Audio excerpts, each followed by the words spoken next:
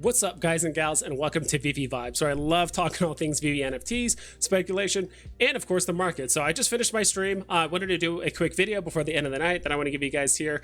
And I've had a lot of people ask me all the time, like, hey, it sounds like you're starting to learn a bit more about comics. What resources do you use to find out the pricing of stuff? Or how do you know what's high and what's low, and when to sell and when to buy? And how do you just know which comics are going to do well? I'll be honest, I wasn't that into comics up until about a couple weeks ago, until I did more research, found out more about these websites and resources that I currently use. And I'm like, okay, this is starting to make sense now. And now I'm actually making some pretty good profit. Most recently, I started stacking a lot of the Ghost Rider comics when they initially came out. Kind of wish I spent a little bit more money on it to just make some more easy profit. But in the meantime, I think because of what I've learned and because of the charts I've seen that comics have been very resistant during this gem squeeze, I might invest more in them, probably more in like the secret rare and ultra rare category for the most part. But I think I will start investing more into more comics. So I actually have 6 different resources, which is quite a bit, which is why anything you do with collectibles or comics, I do think the more resources you have, the better. Just trying to find either the source of information or the person that you like the most, or just find some sort of happy medium between all of them. And if you have a lot of people saying the same thing about a certain comic or collectible, it's probably going to do well. You know, not financial advice, none of this is for the most part, but so looking at this, the first thing I use is obviously just Ecomiwiki. This is pretty much the backbone of stuff that I use. I don't really use it so much for the newer comics, just because there's just not enough history here to get enough information of whether things are really moving. I mean, everything here just looks relatively flat for the most part, right? We got some dips here and there, but that's just normal market movement. I do use this quite a bit for some older comics for the most part. So I do look at the charts of like, all right, when's the all-time high? What's the all-time low? How much has this thing moved compared to what it was here or there?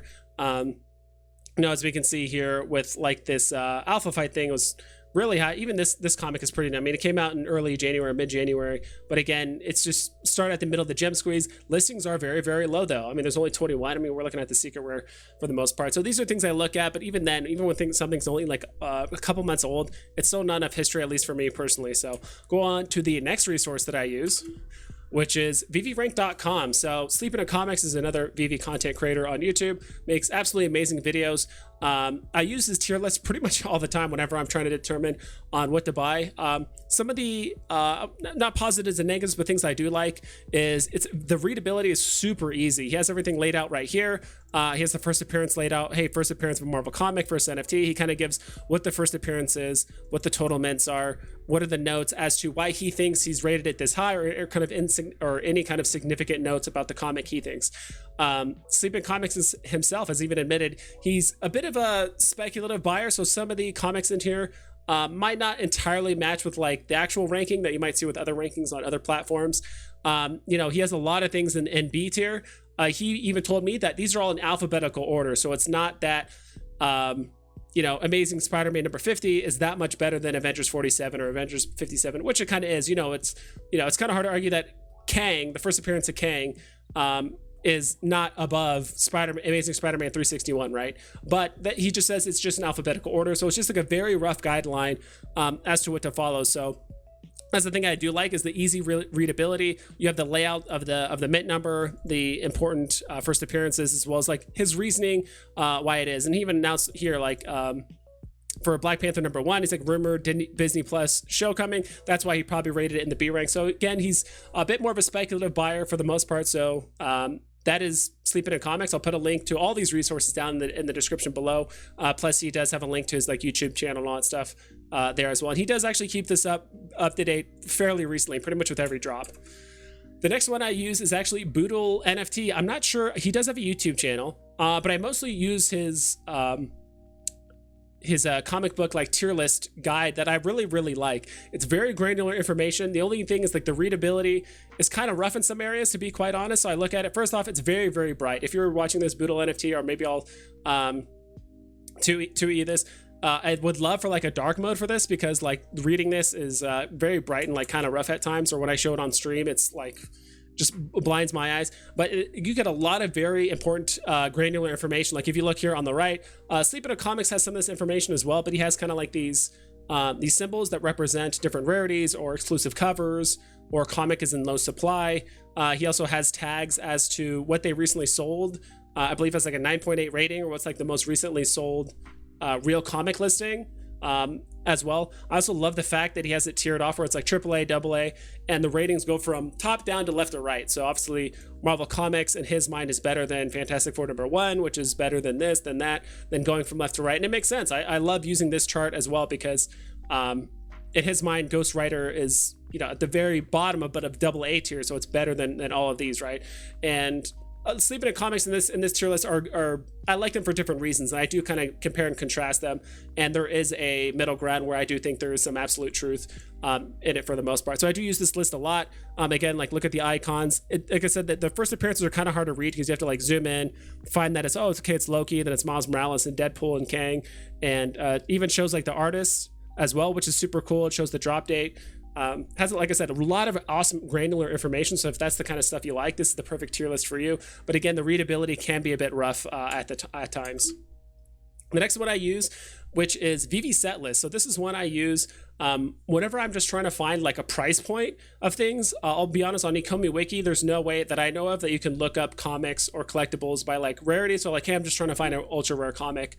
You can just type in ultra rare, it shows all the ultra rare comics. Or, hey, I want to try and find a comic for under 800 gems. Show me all the comics below 800 gems. That feature is probably not implemented yet. Maybe it will be, maybe it won't. Not entirely sure, but this is typically what I use. So I go on Vevesetlist, which is you can look up sets as well as comics or collectibles, and it basically shows you how much MCP per item. So I actually organize it by which comics have the worst MCP to dollar ratio, which means the most expensive comics are at the top, because 6 MCP for every secret rare. That doesn't change, depends on the secret rare, but because Amazing Spider-Man 252 is worth almost $250,000, the MCP dollar is terrible. But that's also where all the great comics are. So what I typically do is, let's say I'm trying to find an ultra rare comic for under 800 gems.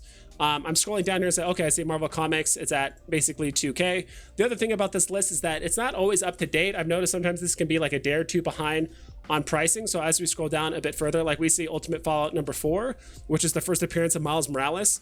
I see here for the ultra rare, it says 900, but most recently I saw it was like 799, so basically 800 gems. So sometimes the pricing can be a bit off. It does show the total mints as well, but typically whenever I'm trying to find a comic that's, if I have a certain price point in mind, or if I have a certain rarity in mind, I typically do this. You can organize it by rarity, but it really just jumbles up the pricing, and you can only organize it by one way. You can't organize it by price and rarity. You can only do it by rarity or by price or MCP, whatever it is. So this is typically what I do whenever I have a price point in mind. And whenever I do find something like, okay, I found, let's say, Avengers if I'm trying to find an ultra rare, Fantastic Four #13. Okay, what's relevant about that? I look it up, I find it. Okay, it's actually, I believe this one says exclusive cover by Will Slitney, Rochelle Rosenberg. Okay, that's pretty cool. So sometimes there'll be stars on here with exclusive covers. That's what the star means.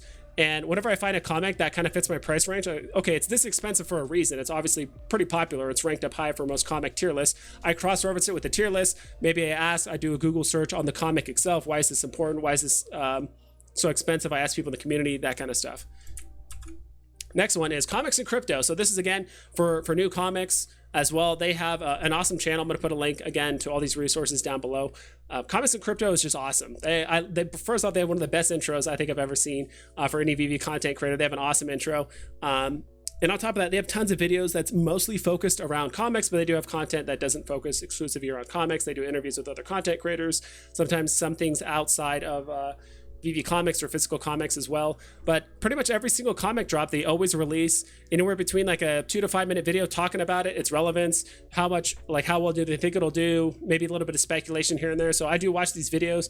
Sometimes these videos do come out, it just depends on their timeline. I'm sure they're busy people, but sometimes it does come out within like 10 to 12 hours before the drop. So just kind of keep an eye out for those videos, but sometimes they do it for like a day or two before.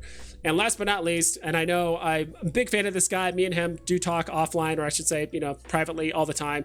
Awesome dude. I love having him on my stream. I know I've been on, I've been on his stream once. Maybe I have or haven't. I can't remember. Absolutely awesome guy. This guy does an absurd amount of research with every single drop that's happened on the platform. I love using him for comics. and he gives so much just granular information about the illustrator, the comic, the history of even that industry. He talks about the character. He talks about the panel pages. Talks about the cover art. He talks about everything, and even on the Veve side of things about a variety of stuff. And I'll be honest, like he had a video here talking about. It's a 7-minute video. So his videos, it's funny, it says Veve In 3. He used to try to keep his videos under 3 minutes, but it's just so much information and that he wants to share with people to help them make educated decisions. You just can't keep it under 3 minutes. But I'll be honest, on his video about FA Johnny Blaze as Ghost Rider, I probably would not have stacked Ghost Rider as much as I did if it was not for his video. There was just so much information. He said like, yeah, like this thing sold for this much recently, which I saw on the other platforms. But he said like, yeah, a lot of content creators, a lot of comic collectors consider this to be an extremely high, like a high tier Bronze Age comic. I'm like, dude, that's pretty cool. And I know Ghost Rider is pretty cool. So sure, yeah, I'll stack it. I just kept on buying and kept on buying, and it just ended up working out. So yeah, I mean, because of him, and that is the reason, just the other information and catalyst he gave me that the reason why this comic would do so well, which is why I bought extras. So really, I thank Veve In 3 for convincing me to finally stack these. And this is why I kind of use all these different resources. I don't just use one. You got to use various resources, whether you're doing collectibles or comics, and finding a happy medium, or maybe a content creator that you do trust. Maybe take their word with a bit more weight, but also make sure you cross-reference it with someone else or another resource before you end up making that decision. That's just my opinion, not financial advice. But yeah. So that's pretty much it. Again, all the links are going to be in the description below of all these resources. So please check out Sleeping in Comics, Comics&Crypto, BoodleNFT, as well as Comics&Crypto and Veve In 3 as well. Please check out all these guys. They're absolutely amazing content creators. And that's pretty much it. Hope you guys take care, and make sure to double and triple check all of your listings so you don't screw yourself over. And I'll catch you guys on the next one.